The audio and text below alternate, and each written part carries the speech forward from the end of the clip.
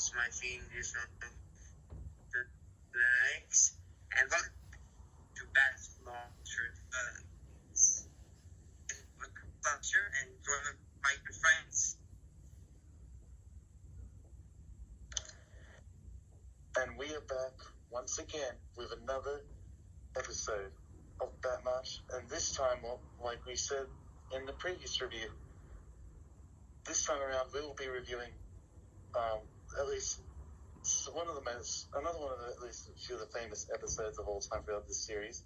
But unfortunately as well, this one gets overlooked, and in my opinion, I think it's one of those episodes that should get much more attention because of how good it is, at least to me. But yeah, that is an episode called Joker's Favour. That's right, we'll be reviewing Joker's Favour.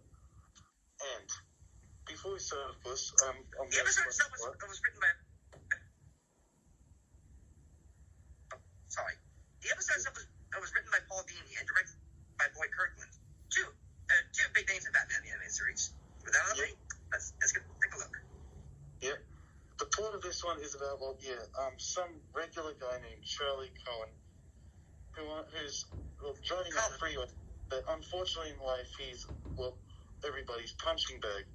So one night, a car, of course on a busy freeway, cuts right in front of him. So then Charlie gets sick of it, and he starts kind of insulting and starts yelling at the driver who cut him off. But here's where Charlie makes probably one of the biggest mistakes of his life, or probably even the biggest mistake of his life. And that is, unfortunately, he runs into the clown prince of crime himself, the Joker. So...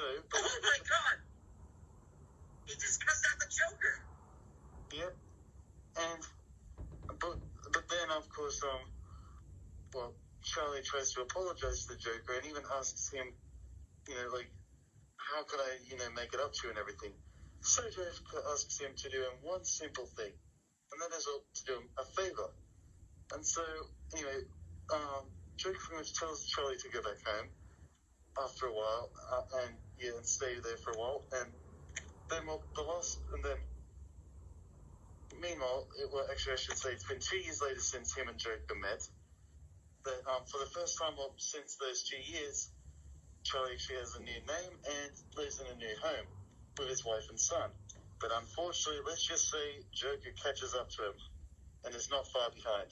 So he threatens Charlie to come back to Gotham City, and so Charlie does the right thing and does so. Anyway, that's pretty much the plot. Now I'm going to get on to at least what I like about this episode. What I like about this episode, of course, is that it's really most of the time, yes, it does feature Batman, but like I said before, he's more of a side character, and he doesn't really appear until really, at least a bit of the episode. But it's really just about this regular guy named Charlie Cohen who's just trying to do the right thing, and unfortunately has to do things for himself in order to protect himself and his family. What I also like about this is, like I said before in the previous reviews, it explores more corners and more characters of the Batman animated series world. And that's what I like about this series and why I think people should recommend it. But it also gives us more insight, if throughout at least, the episode into Charlie's mind in general, what he's thinking, and how he's trying to do this.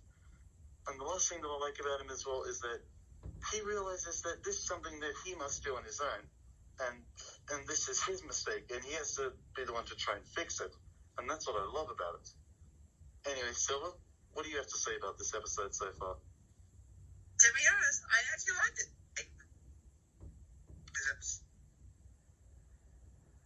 This episode, from Batman's episode, perspective, but from that of an average show, it kind of makes it feel human in a way.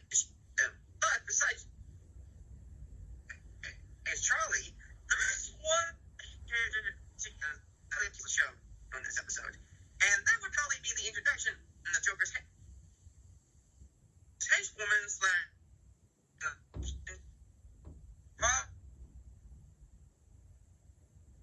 this was actually the first episode she appeared in, and she was voiced by the lovely Arlene Sorkin, who is also still her voices for Harley Quinn.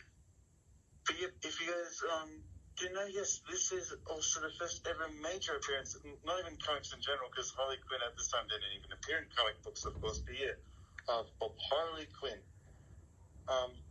Besides the voice actress who plays her famously in this episode, I guess you could say later on, of course, much later on, at least now, another famous actress would play the live-action version of Harley Quinn. That is, of course, the beautiful Margot Robbie. And thanks to Margot Robbie as well, she's later the key reason why Harley is even more famous than ever.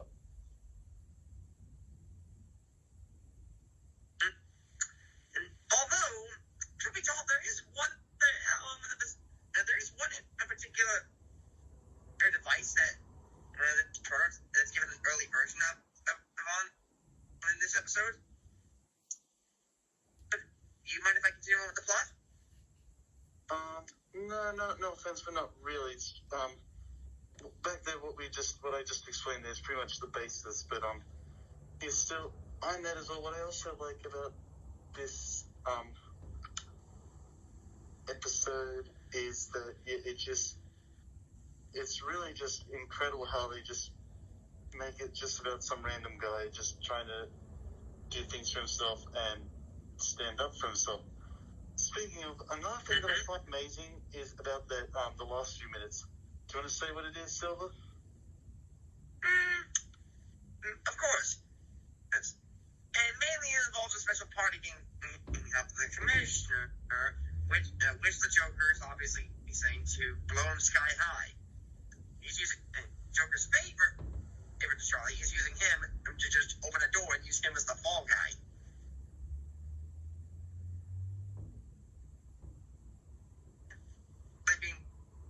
Being the not so stupid idiot he is, actually managed to fashion a crude vest of warm Bruce Wayne. And then he managed to say, met everyone in the room just in time. Well, actually, not that part of the ending, but the very last few minutes, if you know. Oh, yeah. The scene with Charlie and Joker. Oh, yeah, of course. After all the mayhem that happened inside, Joker tries to make a sneaky getaway out the back, but Charlie, he's not going to let him go that easily. You imagine he just sucker punch him at one point. And to make things even more intimidating, he ends up being the guy holding one of Joker's bombs. Which honestly is kind of scary. Yeah, and what's even more kind of amazing in a way is that, Batman is normally the guy who's normally trying to scare and intimidate the Joker, but for the first time ever as well, we actually see kind of Joker a bit nervous and scared and even, begging for his life, and which is something I never thought I'd see, because, of course, most of the time when that stuff even does happen as well, instead he does the opposite. He goes, but he's actually like... This time he's on the receiving end. But not only that, it's just Charlie's really threatening so much that he gets so scared as well that even when Batman sees it, his reaction's so like... And now as well, excuse me though for a bit of the language, just to warn you guys about that as well, but yeah, Batman's like, he's pretty much a bit, right now, he was probably thinking, wow, this guy has some balls. Not really much of the content, not really much of the language only, but still. And then we get the big twist. Charlie throws the bomb at Batman and Joker, and it turns out to be a prank one. And all Charlie can say is, gotcha. Oh, almost forgot as well, but another thing that I also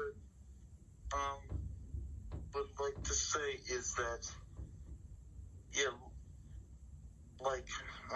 Mr. Freeze, Harley Quinn was so popular that, after this episode, she pretty much made her way into comic books. Actually, similar to Freeze's tragic origin and life being incorporated into the comics, Harley Quinn herself was incorporated in the comics 7 years later. Almost forgot as well, but this is one of the few episodes, at least in my opinion, that I think is actually kind of funny. Like, for example, one of my favorite lines is, of course, from the first few minutes where Charlie was like, well, okay, what is that you want? But at first Stringer says, I don't know. I don't know. I haven't figured it out yet. And I'm like, okay, you want him to do a favor, but you don't know what that favor is yet. I'm like, no, that's funny. And of course, even the last few minutes, of course, with that Pacific scene of Charlie and Robbie the Joker is kind of funny too.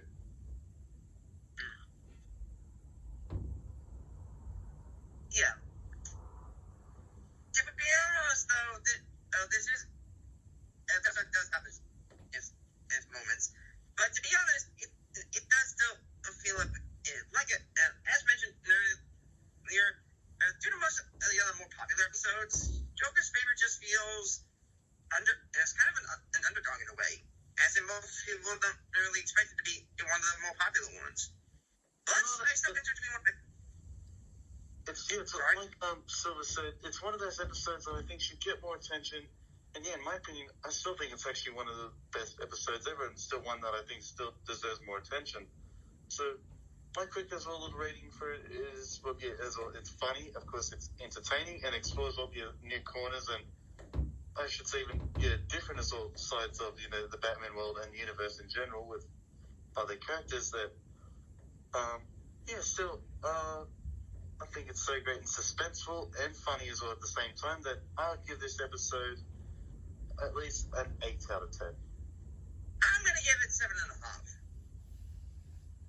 7.5. And that was me and Silver's review of Joker's Favour. That's pretty much all we have to say about it. And until next time, folks, we'll be back with more Bat March as we next time take a look at now, of course, the next 2 of the best episodes ever, Perchance to Dream, and literally the one episode that all fans of this series consider to be the absolute best. Almost got him. Well, until then, we'll see you next time. Sweet nightmares.